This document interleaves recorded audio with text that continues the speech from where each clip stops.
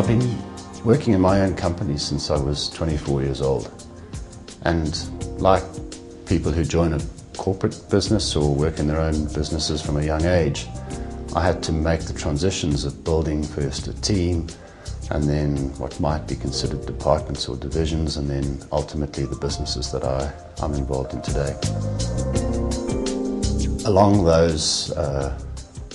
that journey, I realized that I had a choice. I could determine what kind of impact I'm going to have on the individuals and on the teams and on ultimately the business. And I could determine to a large extent the size and the impact that the business would have itself. At the individual level, one of the things I started to see more and more in my 30s, I guess, was the difference in the individuals I was speaking to. What happens in their eyes when I'm having different kinds of impact, the shine of the possibility that they might share with me, or that resignation when you're told to do something by your boss and you just say, fine, I'll get on with it. And more that difference started to bother me, and I understood that it was me that was causing the difference. I also started to see the difference in teams. When teams were truly engaged and they really had they were on fire with what had to be done, versus rocking up at work and moving parcels of work between each other.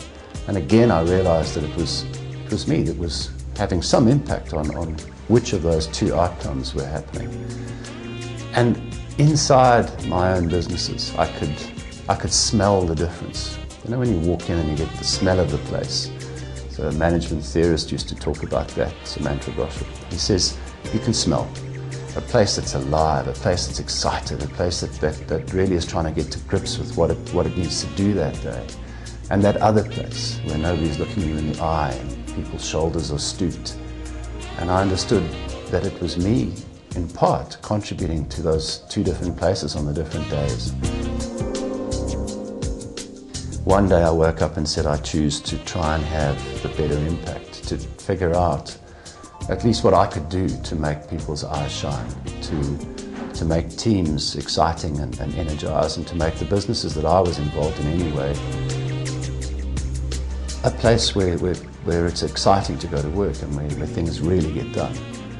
I think on that day I started to try and become a better leader.